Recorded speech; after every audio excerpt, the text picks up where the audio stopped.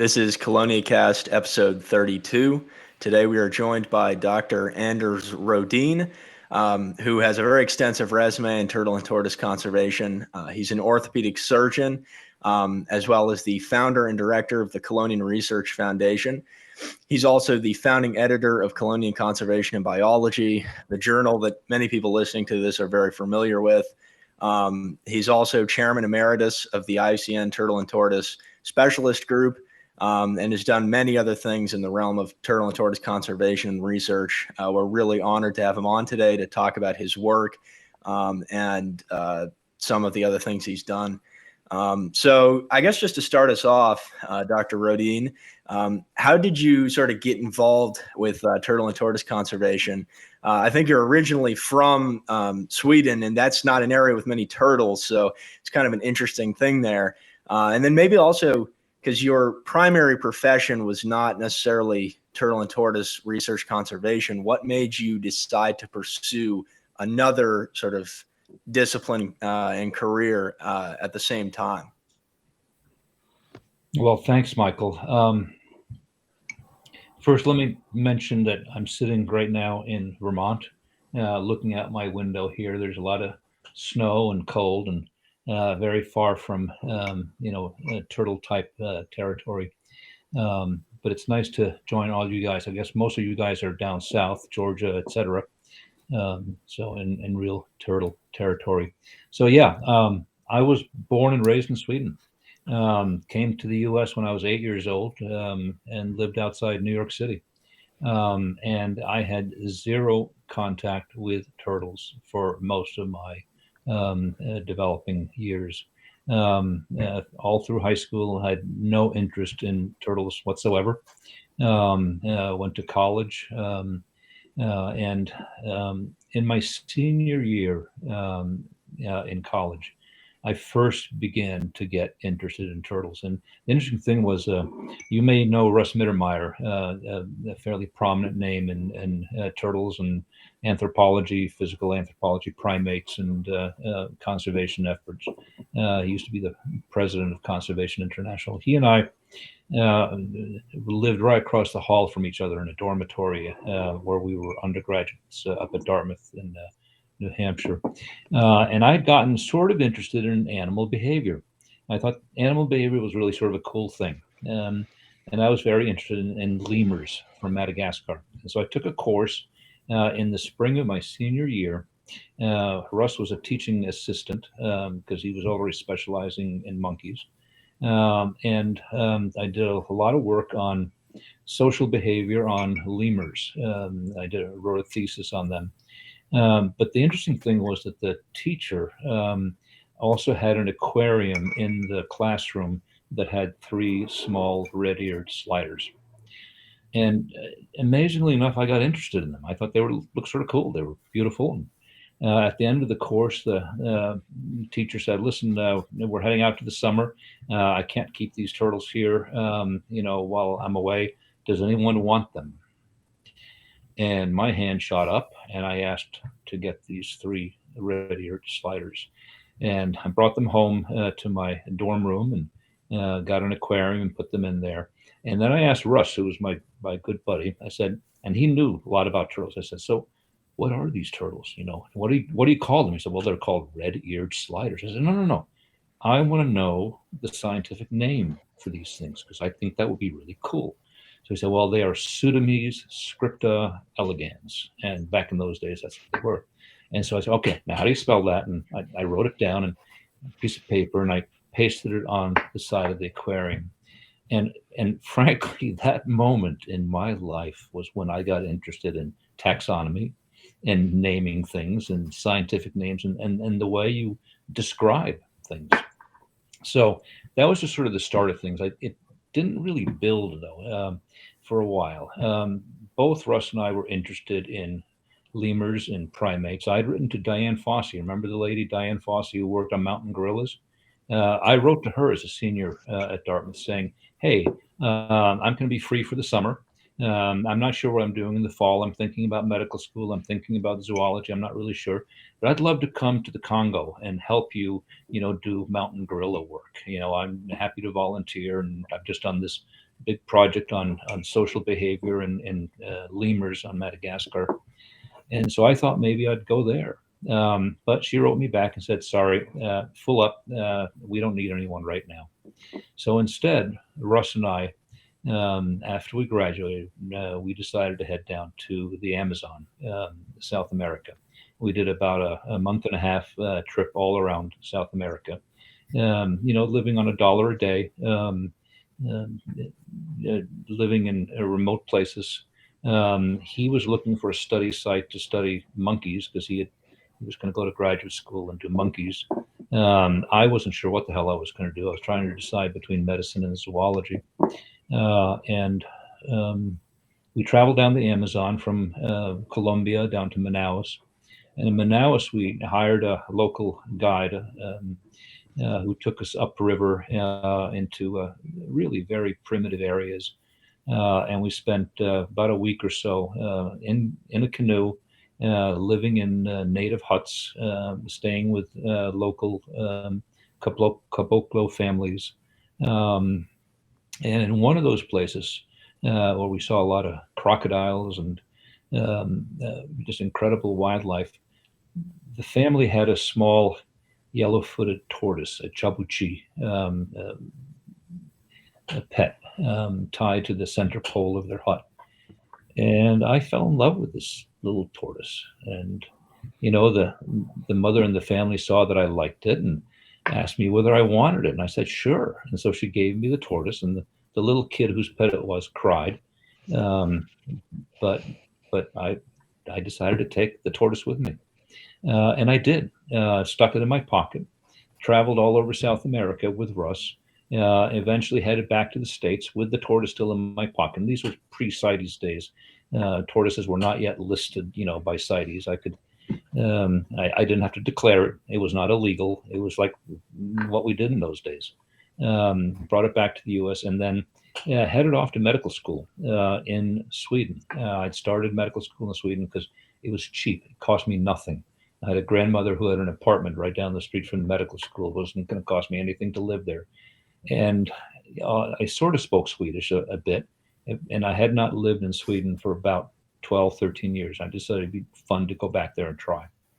So I went back to Sweden. I set this tortoise up in a terrarium and absolutely fell in love with it, and decided, based upon my previous experience with the red-eared sliders, I wanted to know more about turtles and tortoises. So I contacted Russ and I said, listen, this is really cool stuff.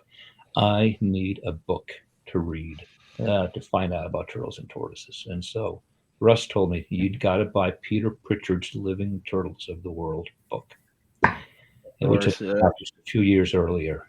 And so I bought it. I came back to the States for Christmas, and I bought it, found it in a pet shop, and brought it back to Sweden and devoured it. It was like, oh my God. I couldn't believe how many different kinds of turtles there were. And wonderful photographs and pictures and drawings of really weird turtles that, I thought, oh my God, do things like this really exist? So after I finished that book, I contacted Russ again. I said, well, now what do I read next? And he said, well, you need Boulanger's Catalogue of the Chelonians from 1889, the British Museum book that lists all these different species and all the different synonymies and has, very scientific skull drawings and stuff like that.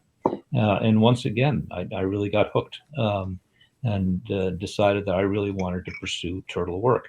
So by this time, not only was I in medical school, I knew I was going into medicine, but I wanted to explore my interest in turtles. So Russ had gone off to Harvard to study anthropology.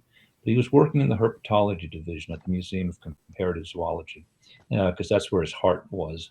And he was, good friends with the professor there, Ernest Williams. And when Russ and I had been to South America, we'd done some collecting some herps for Ernest. And so Ernest knew me a little bit. And I said to Russ, can you please get me a summer job at Harvard at the Museum of Comparative Zoology? And he did. Talked to Ernest. Ernest gave me a job. And I showed up there in the early summer of '72. And because Ernest knew that I was studying medicine, and he assumed I was interested in anatomy and skeletons and things like that. He said to me, all right, listen, I'm going to be gone for the summer. Your job while I'm gone is to take this pile of turtles that are sitting over here that just came in from New Guinea. And we don't have enough storage place for all these turtles. So I want you to prepare skeletons of many of them so that they're easier to store. So I said, okay. And I started skeletonizing turtles. And I sat there for the summer. I got married that summer too, which was somewhat of a distraction, I guess. But enjoyed doing the skeletonizing and preparing skulls and shells and all that kind of stuff. And at the end of the summer, Ernest comes back and walks in and says, okay, show me what you've been doing. So I showed him all this, this big pile of turtles I've been skeletonizing.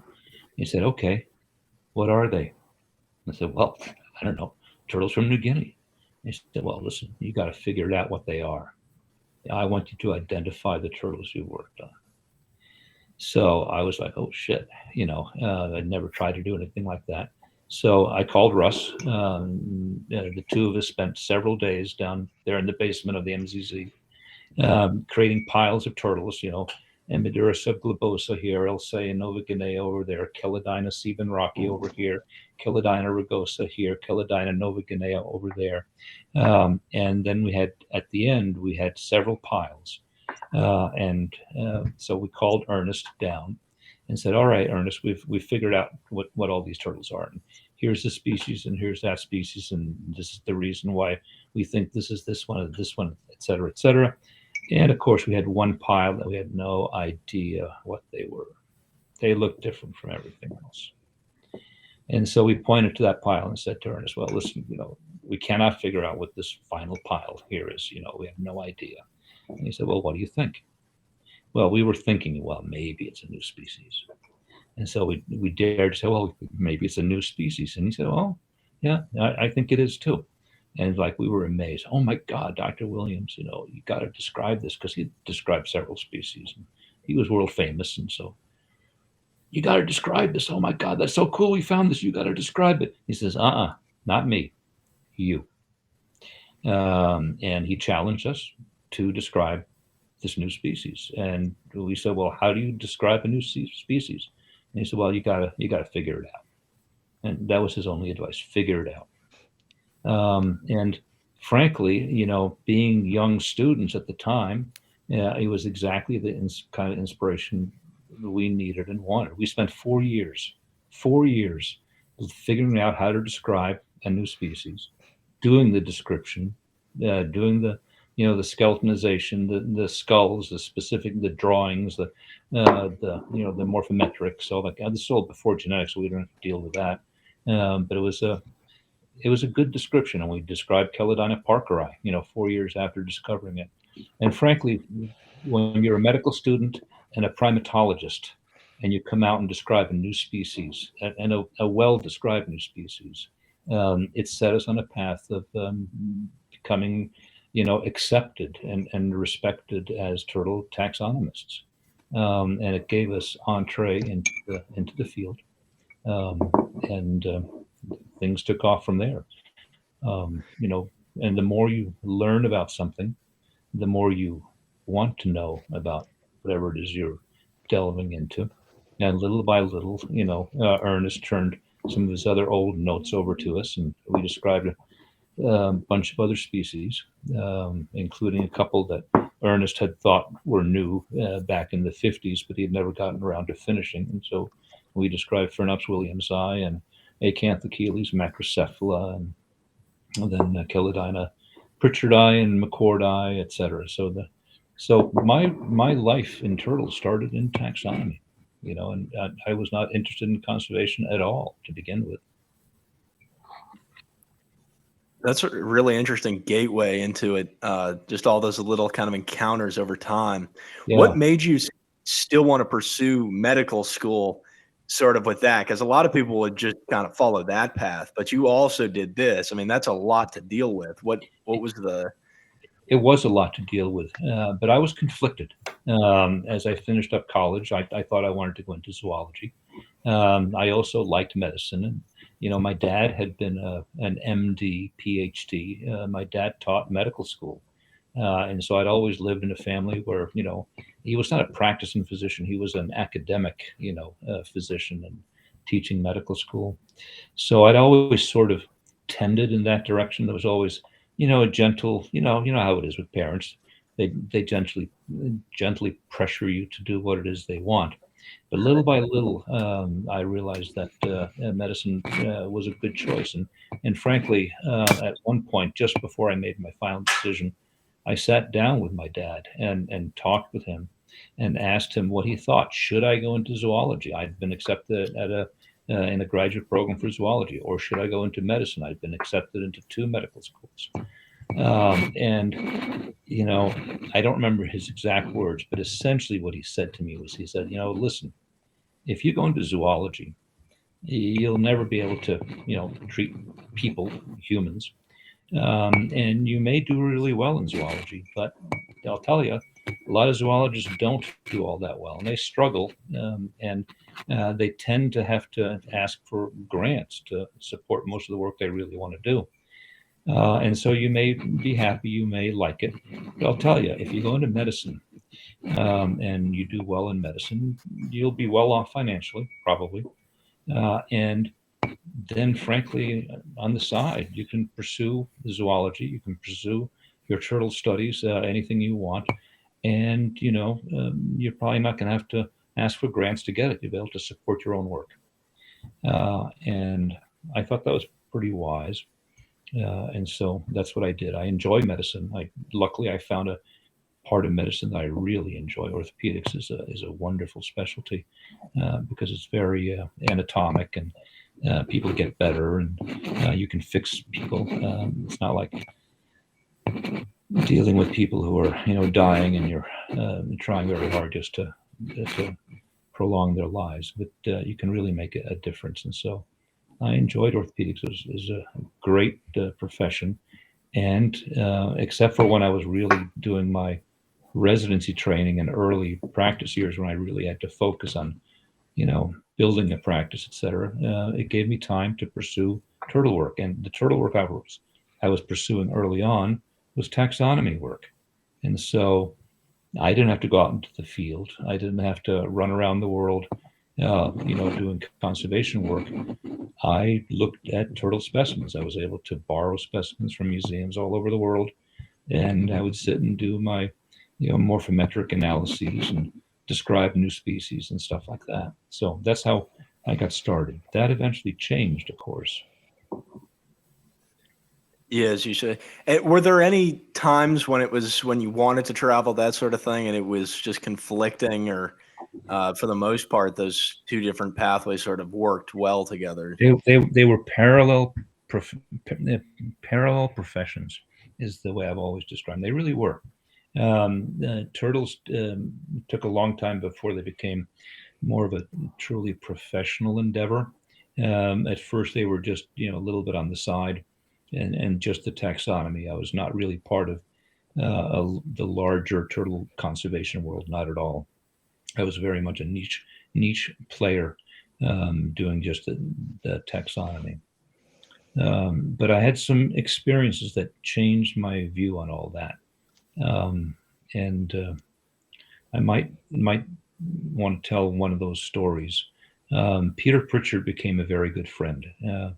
First, I'd read his book, and then back in 1979, I actually met him. I went to a conference in Florida, and he was presenting on sea turtles, and I was along to talk about leatherback turtles, because I'd started doing some work on leatherbacks, and I saw him, and I dared to go up to him. He's taller than I am, and so I felt a little intimidated, but I introduced myself, and we hit it off right away. He was an amazing man who welcomed people of all kinds into his sphere, and it took about 2-3 years, and then in 1982, the first year that I'd established my practice in orthopedic surgery, I'd finished my residency, I was finally in practice, I was finally earning a reasonable living.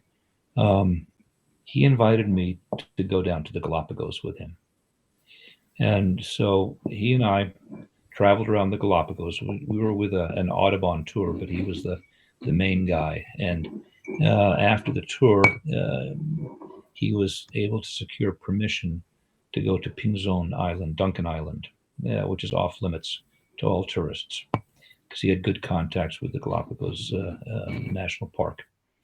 And so he and I went out to Duncan Island to look for ancient native Duncanensis, the species that occurs there. And we hiked that island for many hours and got up to the very top in the back part, very arid, very dry, incredibly hot day. And we found these old tortoises, these old 100-year old tortoises living under rocks. And I remember distinctly sitting there on a rock with one of these ancient tortoises at my feet, looking out over the island and the ocean in the background, and thinking, what an incredible place this is.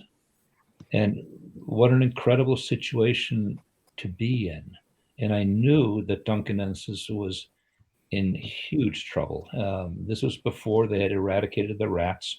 There were no living Duncanensis hatching out. These ancient animals were gradually dying out. The Charles Darwin Research Station had begun a breeding program, but not yet all that successful. And I thought about the fact that here we're sitting in this incredible place, and the species at my feet may go extinct. And Jesus, we have to do something. And conservation is what we need to focus on. It's not enough to just identify and describe new species. What's important is to preserve, protect, and save them. Because otherwise, it's like, classify another dinosaur that's long gone. What's the joy in that? So that changed my way of thinking. That was 1982. And ever since then, I've been more and more involved in conservation. I joined the Freshwater Turtle Specialist Group the year before, 1981, when it was first founded. But when I joined that, it was mainly as a taxonomist. Now, little by little, I began to get more and more interested in conservation of turtles and tortoises. And the rest of my career pretty much has been focused on that, although I still do some taxonomy on the side, although now with genetics, I'm feeling increasingly left behind in terms of that kind of stuff. Yeah, I actually went to the Galapagos last summer, and I was just mostly as a tourist, so I couldn't go to Duncan Island, but that's one of my all-time dreams, is to see the tortoises on that island. I've got Pritchard's book right here. I was going to ask you about that exact situation. Yeah, that must be amazing. If I had the money, I would go back this year with James Gibbs and all of them and get involved in the work that they're doing. Well, James is a great guy to hook up with. He's really amazing. Linda Coyote was there when Peter and I were there, and she was the one who helped us. And then another fellow too, whose name escapes me right now. But yeah, there's something special about seeing these greater than 100-year-old shrunken tortoises. They were really small, and they had begun repatriating some of the captive bred tortoises, which was supposedly the scientific reason we went there, to see how those repatriated animals were doing. And they were big. They were much bigger than the native ones, and we think that had to do with captive breeding and our artificial diets and ad lib feedings and things like that. But what an experience! Of course, the other part of that experience is we had to rent a boat to get there, and it was a very unseaworthy boat. We got there safely, fine, but on the way back, we nearly capsized and nearly drowned. Very scary. I was sure I was going to die within sight of Duncan Island. And the power in the boat failed, and stormy seas, and we were rocking like a cork. I thought it was going to be all over, but the guys that we were with, they managed to figure out how to steer by using twin motors alternating because the rudder had broken. We got back safe. Thank God for that. But yeah, the Galapagos are a wonderful place to go. Although just the regular tourist places, it gets a little tiring. I've done that twice, and both times with Peter, we headed off and did other things that we weren't supposed to. But that was inspiring. Yeah. Did you ever see? Were you with him? Onan? I'm sorry. I was gonna say. Yeah, go ahead. No. Did you ever see Onan, the famous old Onan? Onan. Odin is the Norse god. Okay. Onan was the Duncan Island tortoise that's very famous that Peter photographed. Did not see him. Nope. I think he was either gone by the time we were there, or we just didn't see him, didn't find him. Interesting. But that's an amazing photograph that Peter has of him. Did you ever get to see Peter like bringing some of that stuff back, like his physical specimens and remains? Because that's quite a feat that he managed to get anything like any of these sizable specimens back from the Galapagos, even in the 80s. Like, yeah. Yes, I was with him when he collected a shell on Duncan. I have photographs of him with the shell strapped to his backpack. Yeah. I don't think it was exactly, it was not exact kosher, but it was certainly the wise thing to do to save specimens like that. Yeah. And that may be the one that he left at the Charles Darwin Research Station. In fact, he collected, I think, the only female known of the Abingdon Island tortoise, and brought that back to the station. But then when he came back later, a few years later, he found that it had not been taken care of and it had disintegrated, which is too bad. That hurts to hear. Yeah, we've spent Jack and I have spent a good deal of time in Peter's collection of specimens, helped move them to where they are now, and just seeing all the stuff. To see all the things he managed to collect, it's pretty incredible. And just the Duncanensis shell that he has, that might be the same one.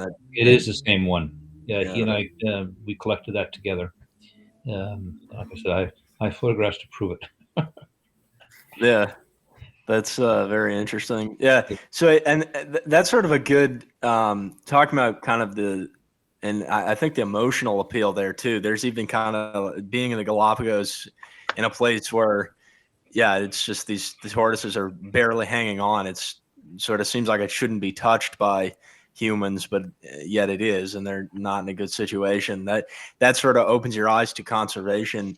And I think that's a justification in itself, that kind of the beauty aspect of things and not trying to destroy it. But what other justifications, if any, do you have for why conserve turtles? Why is that something that's important, that should be important? Well, people talk about things like, their ecological role, and potential for, I don't know, medicines and things like that. I feel it's a moral imperative, is my feeling. It is our moral imperative to save the creatures with whom we share the earth. That's my feeling. I love them, and so part of that love means you want to protect them as well. I find it hard to go around saying, well, we need to save turtles because they put nutrients into the soil, and if we lose them, something might break in the ecological cycles, where they are present. Yeah, that's probably true, but I don't think that's as compelling an argument for saying that they share the earth with us. They are living, breathing, sentient beings. They've been here for 250 million years. we've only been here for 2 or 3 million. God damn it, they need to live, and we are destroying them, and we also have the power to protect and preserve them, and that's what we need to do. It's sort of um, it's our responsibility, I think. So for me, it comes down to sort of a moral thing, I guess. That's interesting. And it's something too in talking to people. I mean, I've been personally interested in turtles and tortoises for a long time since I was real little, and Mm-hmm. just talking to people early on, you hear kind of that justification for benefit to humanity Yeah, in terms of physical benefits, but yeah. that you really, as you get more, I guess, involved, you start to realize a lot of the people that are really doing the work, that moral imperative is the thing that motivates them. So Mm-hmm. that, yeah. Um, so something too that you sort of spearheaded and work on is the annual, the not annual, but the checklists with all of the turtles and tortoises, and that's something that all of us have definitely. I mean, it's incredible to see that and to have something like that to just. I mean, for hours, just flip through the pages and look at the pictures and read all of it and over again. But what goes into doing something like that? Because that Oh must be, my yeah. God. Well, if you followed the history of this started back in 2007. Brad Schaefer put together a workshop at Harvard to look at genetics of turtles. And he got a little bit of money and brought a bunch of us together. I was living right outside Harvard at the time. And so I was there as well. And we decided, one of the things we decided to do, and Jim Parham is the guy who pushed for it, he said, we really need to put together like a checklist of turtles. What are the species that we recognize as being, accepted? And so we put out this really tiny little checklist with almost no detail whatsoever. Um, and it was a good start. It was a really good start. We annotated some of them, and um, we made the sort of the groundbreaking um, decision that we would not automatically just decide what's a species and what isn't, and whether it's a subspecies or a species, but we developed a concept of listing some taxa as or. This is either species A or species B, or it may be considered a subspecies, or it may be in this genus, or it may be in that genus. And we hope by doing that people would read the checklist and say, oh, hang on. What do you mean you don't know which genus this is? Well, I'm going to work on it and figure out which genus it is in so we can solve this little problem area.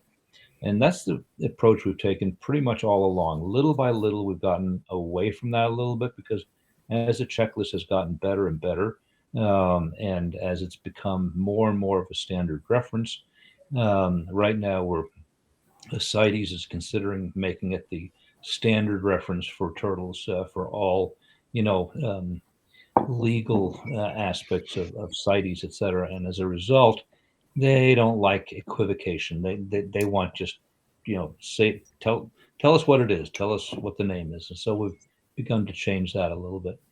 But this thing grew in the sense that for a while we did an update every year, and then it became every 2 or 3 years. And the last one, I think, was a 4-year lapse from the previous one to the current one. And once you have something on paper or, in a document, I use InDesign for doing this. Once it's in there, it's really easy to begin to update, and you just add stuff to it. And you decide, this year we're adding, type localities, and next year we're adding type specimens. And what I'm doing right now for the next edition, which should be out next year, is we're mapping all type localities, which we've never done before. We've included type localities, but we've never mapped them. And when you start mapping type localities as opposed to just listing them, all of a sudden you see, holy shit, the species, that's widespread over all of Pakistan and India, across the Ganges, Brahmaputra, and into the Indus. The type locality for the species name is over there in the Indus, but everything's over here in the Brahmaputra. And so what the hell is going on? And so you begin to think about, well, I think we need to do some genetics on this species and see what the hell is going on. Why, what's going on over here in the eastern part of the range when the type specimen is over there in the western part of the range. So that's the thing that we're adding now. We're also adding etymologies for names and a bunch of other things. So um, I work on maps constantly. There's nothing like sitting down with a map and where you have known localities and you begin to start looking at the zoogeography of the whole thing. And most freshwater turtles are they're drainage basin dependent. And you start looking at this carefully and start realizing, holy shit, although we've got this showing this massive range, it's actually not massive at all. It's just limited to these narrow basins. And there's no localities at all in the hills between the various, river basins. So that's the kind of stuff I'm working on right now. But it's fun. I'm retired from medicine, so I don't have to worry about patients or surgeries or anything like that. And so I sit here in my office with a view of the Vermont mountains, and I work on turtle distribution maps and the checklist and other things as well. It's a very rewarding kind of work. I love it. Love it. It's an interesting way plotting all of the type localities on a map with current or contemporary localities and then comparing it. That's at a large scale. That's a cool thing to do. Yeah, I'm enjoying it. Yeah, and so you also in those checklists include the IUCN, the listings for species. Absolutely, And, the CITES listings, etc. yes, So there's right. a good guide to where we are. And one of the big things, of course, is, as you know, the specialist group is supposed to do official red list assessments. As you also know, the specialist group, even when I was chair, were painfully slow on doing that. There are still assessments out there that were done back in 1996 that have not been updated since then. So what we've done is we've done unofficial assessments as well, because doing an official assessment takes it's a lot of work, but we've done unofficial assessments as well. So the checklist looks at not only the official assessments and the history of those assessments, but also what we believe based upon our provisional assessments, what the status really is. And that helps. That's sort of like a roadmap to where we're going. And it also helps us in terms of pushing forward to do red list assessments. Right now, Vivian Paez is our new red list coordinator. And because of the CITES listings that just passed in November and have now gone into effect now in February, we are looking at updating red list assessments officially for all the species that were now listed by CITES, and using that as an opportunity also to look more at the South and Central American species that have never been evaluated or were evaluated back in 1996. We're fairly up to date on the Asian and the Southeast Asian species as a result of various workshops we held over in Asia over the last several years. But South America and the Americas in general, not the U.S., but Mexico, Central America, and South America are really behind. And so the last few days we've been focusing on putting together a series of workshops and raising funds and getting people to volunteer to take the lead on producing red list assessments for all these American species. And frankly, that's what drives conservation as well. As you well know, there are a lot of funding agencies out there that can help provide support for people who want to work on turtle conservation issues. But in general, if your species is not critically endangered or endangered, they're not going to give you any money. And so we need to know which species are truly endangered. Turtle Conservation Fund is like that. Mohammed bin Zayed Fund is like that. If you want to work on these species, it helps if it has a endangered threat assessment associated with it. Right, that makes sense. But so kind of, I guess, changing the sort of subject maybe to more field stories and adventures. Earlier, you mentioned some of the species you were describing, worked on describing. I'm fairly curious what it was like, because there's always the adventures of going in the field and finding those things, and in certain cases, like with Chelonian parkeri, that was mostly museum specimens. But you've also been on a lot of different trips to New Guinea and many different places, I'm sure. Yeah. But what was it like to go on some of those trips to other areas to find things and experience the habitat? Well, Papua New Guinea is one of my two favorite places on Earth. I loved being there. Um, I spent most of my time up in the highlands where there are no turtles. That's because I was doing medicine in the highlands. That was my ticket to get there, was to go to a hospital and work in a hospital in the highlands. But as a result, I made contacts with people from all over and was able to spend significant time in the lowlands, specifically in the western province around Daru.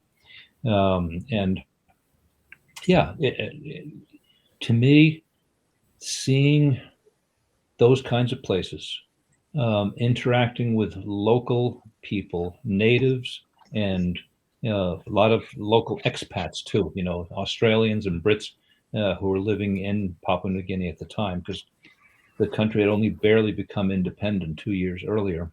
Um, to me, that was an amazing experience.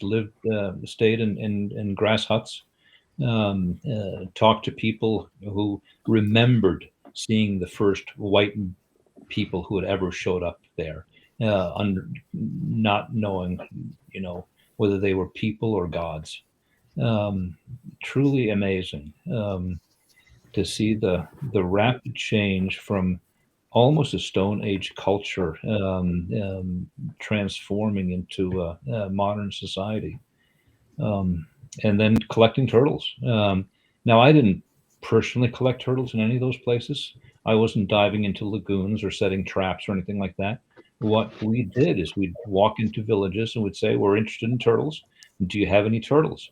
And people would come to us and say, "Oh yeah, here's what a turtle I just collected in the swamp next door here, and I was keeping it, planning on eating it, for Sunday dinner, or keeping it as a pet or whatever." So that's how I collected. I was not a field biologist in the sense of actually trapping my own specimens.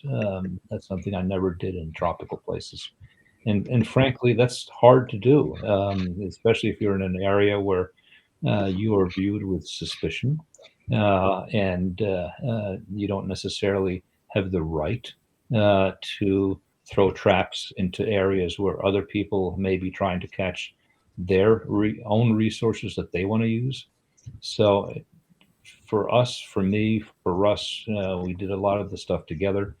It was usually a matter of walking into a village saying we'd love some turtles, and kids would often collect them. They'd bring them to us, and they'd tell us where they got them, and then you'd pay them small amounts of money for these turtles. Now that was the old days. I'm not sure that's a good thing any longer, because now, of course, there's a lot of middlemen who pay a lot of money for turtles, and then they end up in the consumption industry and the pet industry down the road. So not necessarily good thing to do any longer. Now, probably the better thing to do is if you get a hold of specimens, is to photograph and to take tissue samples and let them go. You wrote a paper that described a lot of the species you were finding there. I'm curious, like, how has the trade dynamics or certain, I guess, abundances or estimates of what was there changed with time, In or are New there any Guinea, still? Yeah, yeah. Or are there any still outstanding mysteries that yet to be solved? there are certainly mysteries that remain to be solved. Not as much in Papua New Guinea as in Papua, the Indonesian side of the island, in Papua and West Papua. And Bill McCord and his people are still pulling turtles out of the western half of New Guinea. And they keep describing new species and subspecies, which we're having trouble with in the checklist, deciding whether they're really new or not. But there's a lot of diversity there, especially in the western part of New Guinea. Even some diversity in the northern part of Papua New Guinea that I think still remains undescribed. I'm not sure what's going on between the Ramu Valley and the Markham Valley. The two Elseyas there may in fact be different. There's what the hell is going on out in the Solomon Islands? There's been some Emiduras, I believe, introduced out there. McCord has now described them as a new species. I'm not convinced, but the trade out there, I do not know what the level of trade is currently. Back in the about 20 years ago, there was significant trade going across the border from Papua New Guinea into Indonesian Papua, but I don't know. I've lost touch with the guy Vagi Janarupa that I worked with back then, so I don't know right now what's going on exactly. That's interesting. We've had John Can on in the past, and he kind of sure, John, good friend. Yes, Great guy. He spoke to some of the mysteries in New Guinea. It seems like, yeah, in the West, there's a lot of there's a lot of undescribed diversity there. Right. Yeah. And you also did a lot of work in South America with Acantha Kellys too, and that always, we've had a lot of people talk about their trips there and just some of the even non-turtle related roadblocks or adventures. I'm curious, in the process of going to maybe South America, what were some of the most interesting things, turtle or non-turtle related, that you sort of came into contact? The most interesting thing, of course, was my first trip back in 1971, where Russ and I started in Bogota. We went to Leticia. We hitched a ride on a small plane from Leticia to Manaus, and a military transport from Manaus to Belém, after spending time up the Rio Cuieros, where I got my jabuti. And then we took an overland bus trip, a 51-hour bus trip from Belém down to Brasilia on the old dirt road that crossed the Amazon back in those days. Now it's all asphalt. But that trip, although I got the yellow-footed tortoise, we did not do any real turtle work until I got to Rio and Sao Paulo. And frankly, my South American studies early on, they were taxonomy based.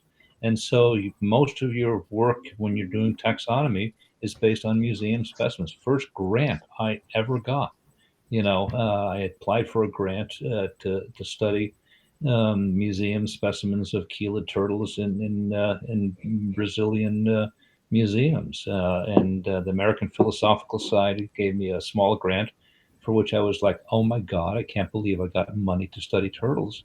And so I went down and spent time in museums. I've never collected wild turtles in South America, unfortunately. I mean, I'd love to.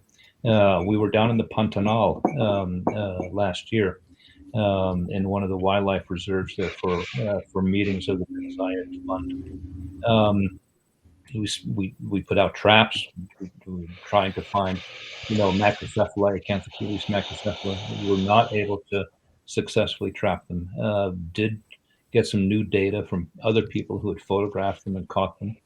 So, although we did, spend some time up in Chapada dos Guimarães, just north of Cuiabá, where we were able to collect Mesoclemys vanderhaegi in the wild, in these small little rocky stream beds, with half a meter of depth.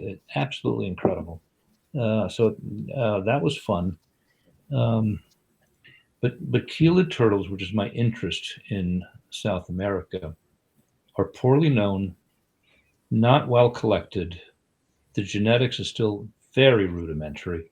There's been a couple of new species described recently based on very, limited genetics data, and we're still not sure, how real they are or not, or whether they're just, separate lineages that maybe do not deserve a new name. So my taxonomic work in South America has not been as exciting, one would say, as you might hope. Not a lot of field work there.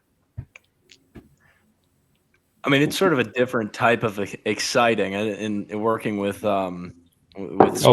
Let me tell you. I mean, discovering macrocephala. We discovered macrocephala from specimens that were imported into a pet shop in Miami. That's how we discovered it. Holy shit! Look at these things. Oh my God, we've never seen anything with such a big head. And then we pursued it further, and sure enough, we got specimens, other specimens from other museums that have been collected in the wild, in the last century and more recently. And little by little, we put the picture together that this is actually a new species. And then we got some live specimens, but geez, I've never seen it in the wild. I would love to. Oh my God, that'd be amazing. What sort of analytical methods were you using with these early sort of morphologic and morphometric? Okay. My feeling always was, if you're going to describe a new species back in those days, you need to demonstrate that there are skeletal differences, at least in the skull, most importantly. If you didn't have skeletal differences that you could quantify and qualify and describe adequately, then you didn't have a new species.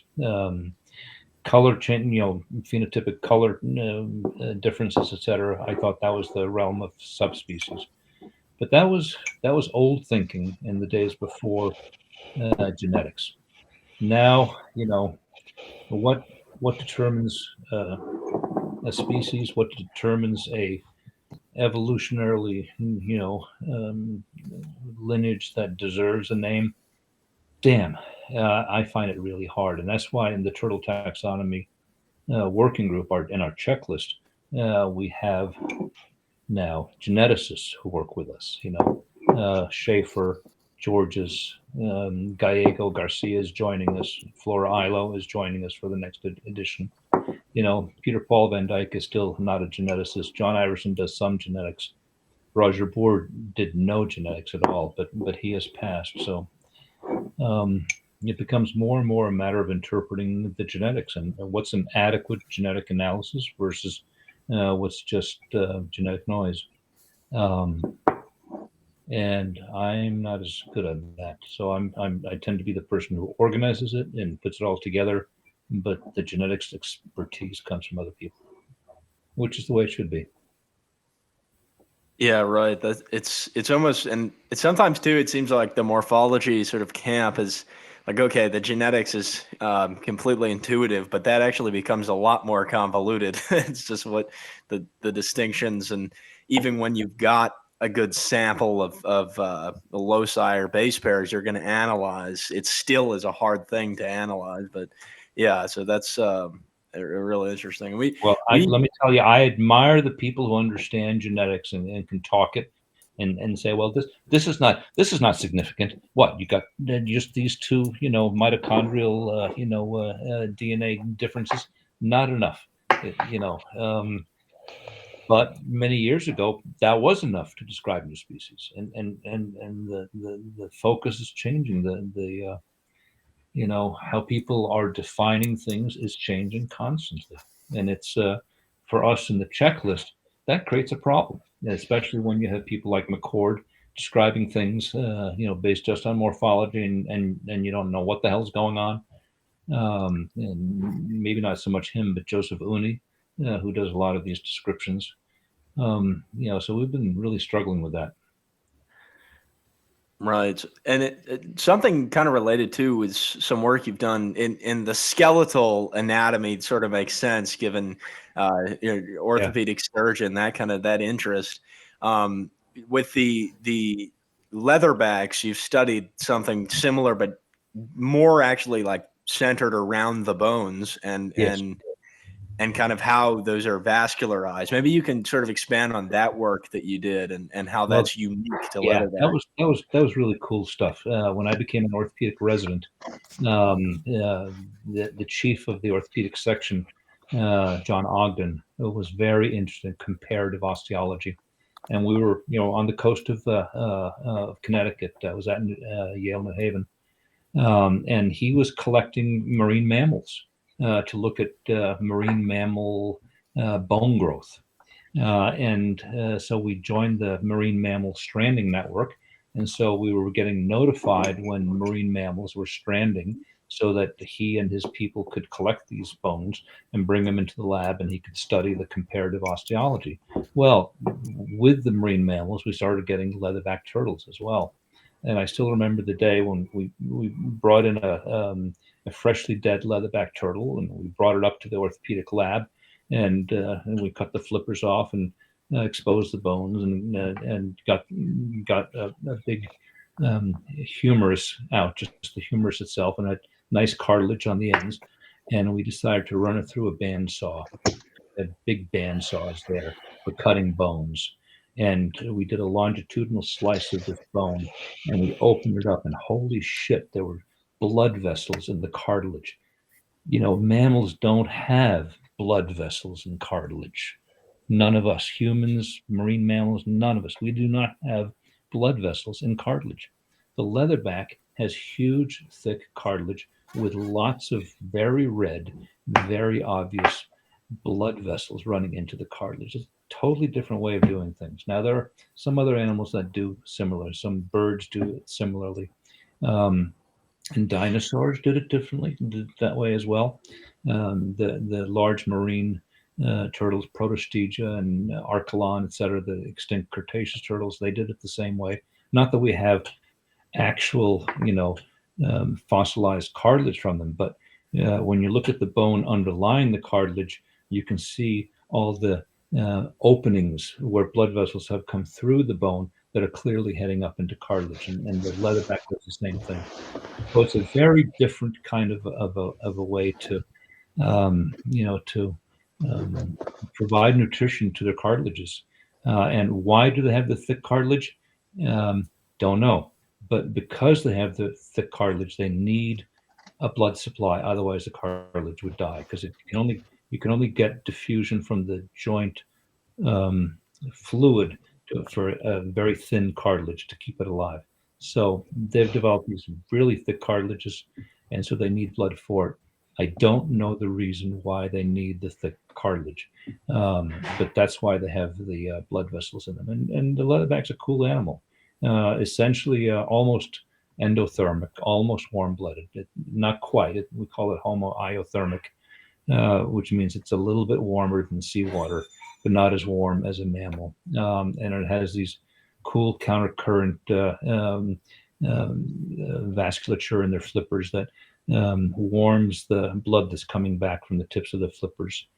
They're an amazing animal. They have a huge pulmonary artery sphincter that allows them to cut off the blood supply to their lungs when they dive deep, and thereby keeping the blood flowing in their body and not going to their lungs because they don't need the lungs when they're diving deep. And they dive deeper than any other known animal or any other known turtle. So they're I think they're the coolest turtle of all.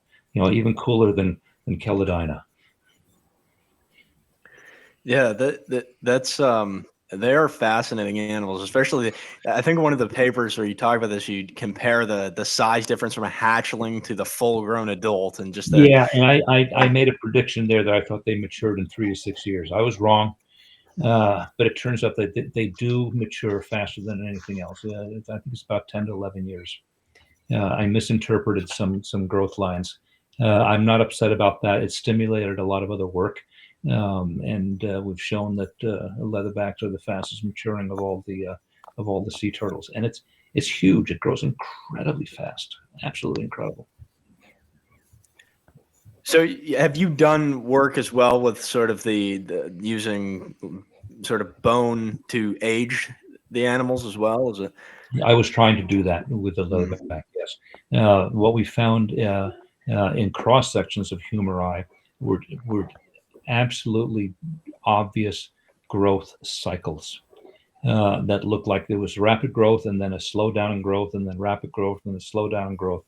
And I interpreted those at the time as being indicative of feeding patterns, so that when they were feeding at high latitudes, they would be growing faster. When they were migrating to lower latitudes, they would not be feeding as much because they mainly feed on jellyfish in the northern latitudes. Um, I don't know at this point exactly what those cyclical growth rings mean, because I had interpreted them as being annual. They're probably not annual. They may be, biannual or every 2 or 3 years. I'm not sure. More people need to work more on it. Yeah, that's very interesting. And I mean, anatomically, um, that is sort of like skeletal growth is something that it's almost like for a lot of people, you think about it, the skeleton is something that's sort of not, it doesn't change much, but that's actually happening. And it's sort of a complex interplay in different tissues and what sort of process leads to that. And as the animal's maturing, how does the skeleton actually reform? What sort of cells are involved, and what is the process that underlies that? Yeah, well, interestingly enough, I did some work with my dad. He was an electron microscopist, and his specialty was microvascularization, capillary growth in mammals primarily. I got him to look at the capillaries that were growing into cartilage in leatherback turtles. And what he found, and we published this together, was that at the tip of the capillary that was moving into the cartilage, there were cells that were killing the cartilage cells, eating their way into the cartilage. Chondroclasts at the tip of these little blood vessels. And they were putting out some sort of a protein or something that caused gradual cell collapse just anterior or just beyond the tip of the actual capillary. So the cellular death was just in advance of the actual capillary tip. Um, who knows why? It was simply a way to now feed that cartilage, to provide nutrition to the cartilage as the animal was growing.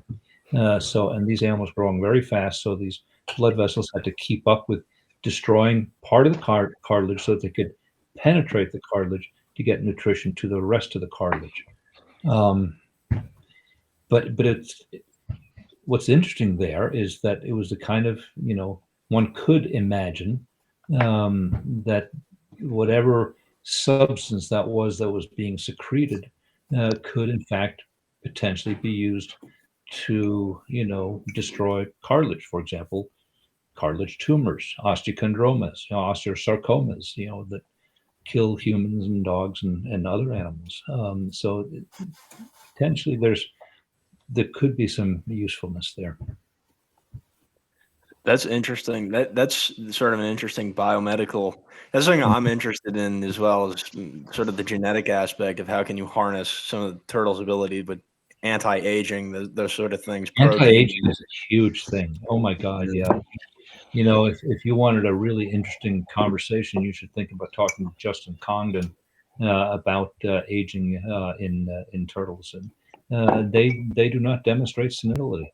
The older a female turtle gets, the more fecund she becomes.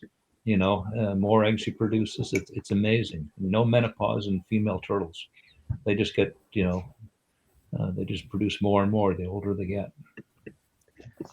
Yeah, in hearing about different sort of takeaways like that for breaking up tumors, that's something I hadn't even thought about. That's a really interesting sort of interdisciplinary takeaway. Do you think Yeah. that with captive turtles, a lot of time you get pyramiding? Do you think there could be a similar process where you've got bones being kind of degraded by something that's lacking in a diet that's leading to a cascade where you get breakdown of the underlying bone?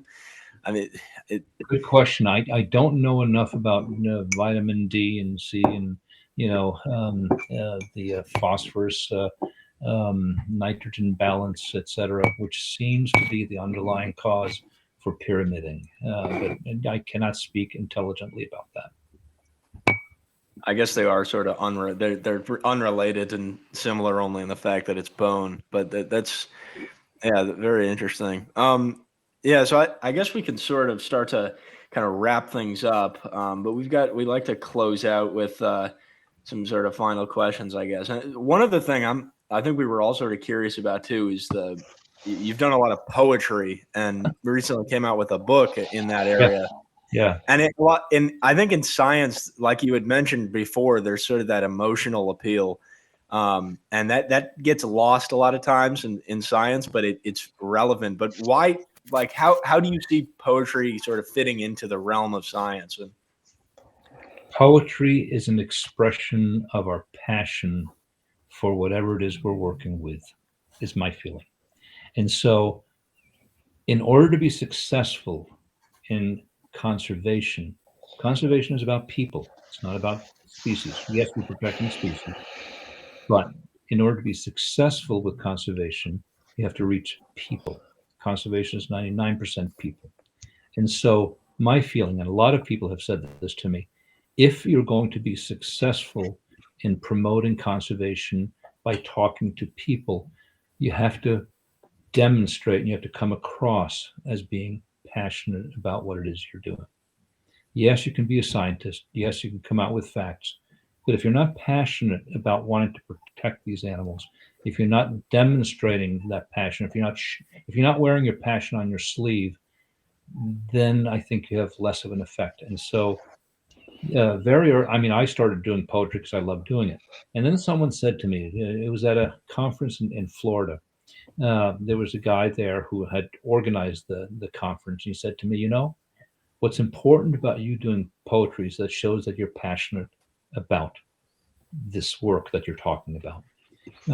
And that makes a huge difference in terms of how people interpret your motives and your reason for wanting to do these things. And poetry is it's the voice of passion usually. So I love it.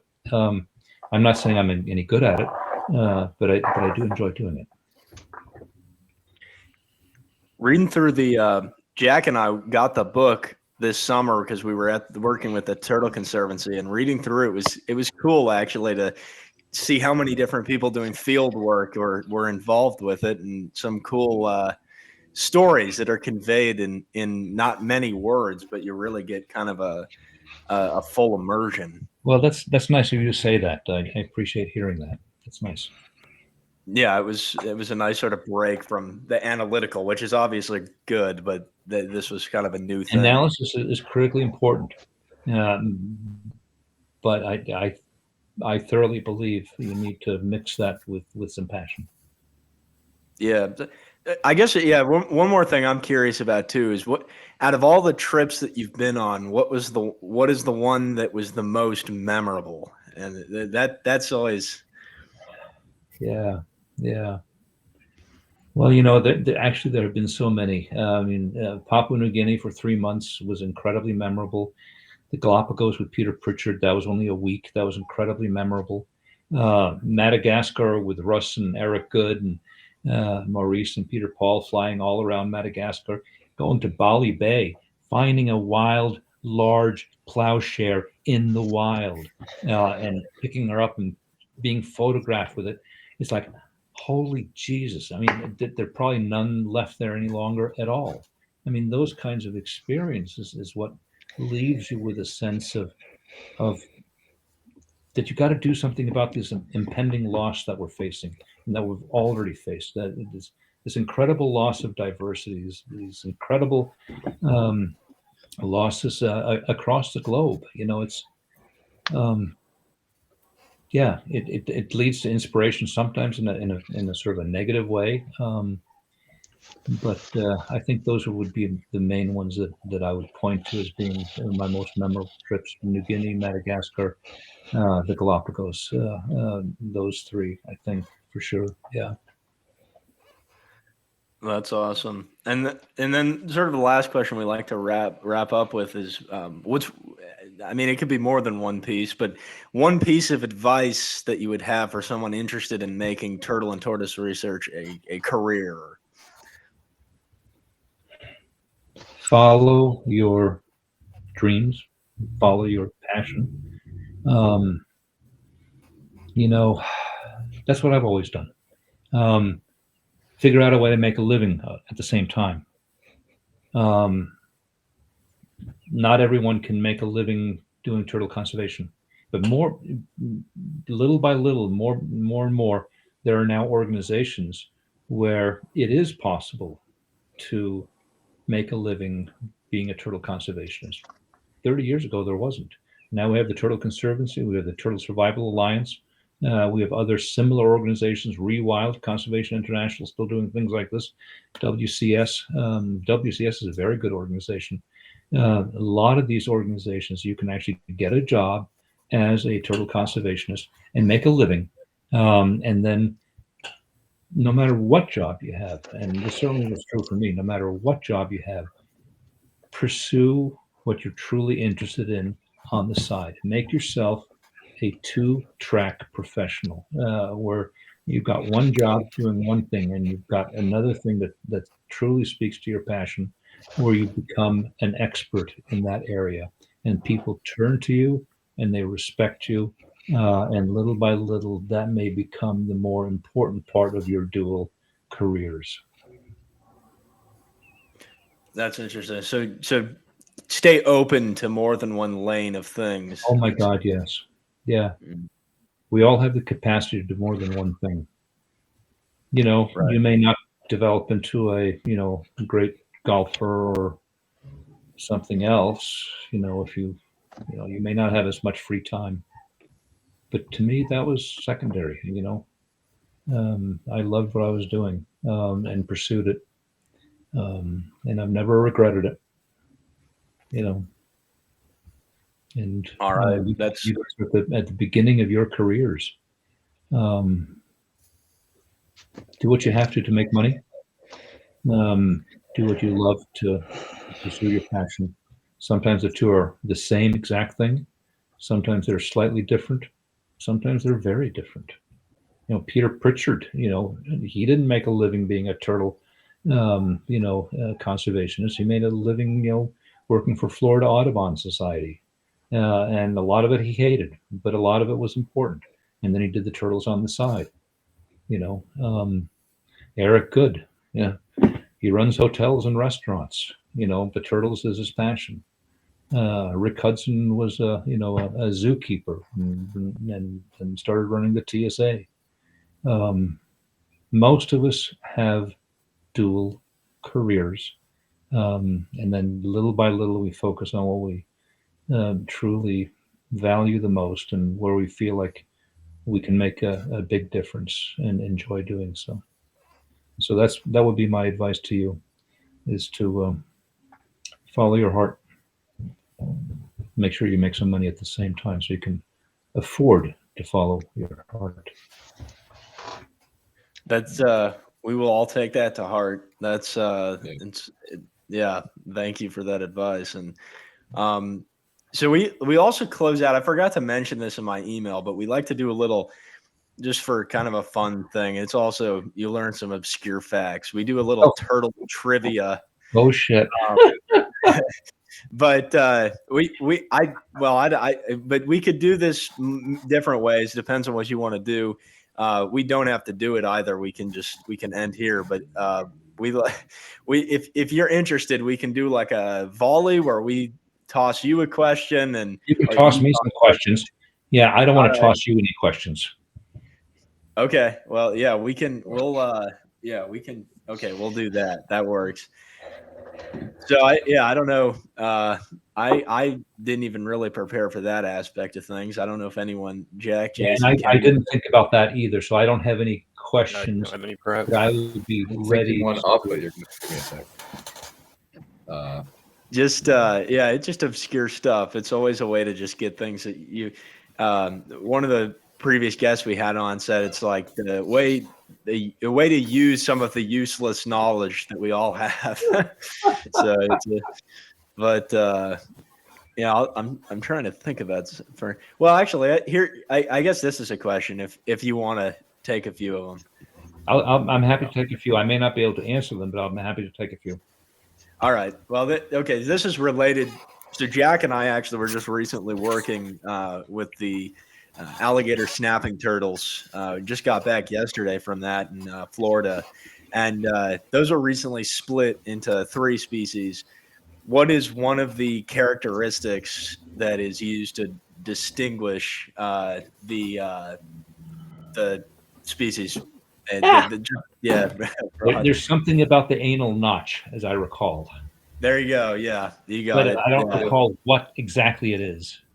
And Apalachicola was sunk, but I believe someone is getting ready to revive it again or to restore it again.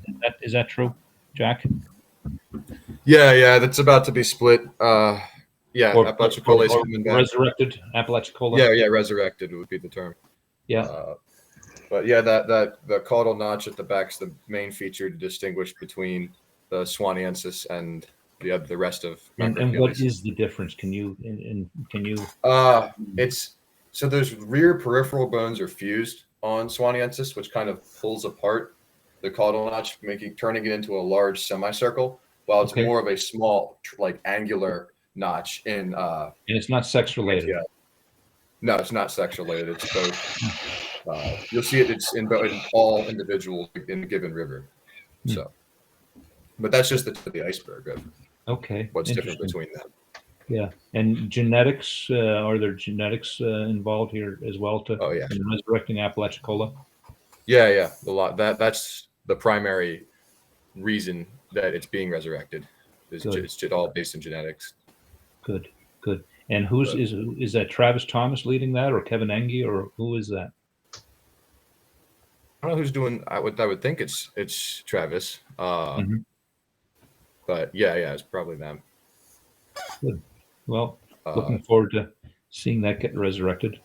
We just listed the alligator snapping turtle on CITES, but because CITES uses the old reference by Fritz and Havas from 2007 as the official listing of all officially accepted turtle species, even though they just listed Teminki on CITES, that will include Swaniensis and Apalachicola as well, because Fritz and Havas included both those under Teminki. They had not been described at that point. So all alligator snappers will be listed, as will normal snapping turtles, common snapping turtles.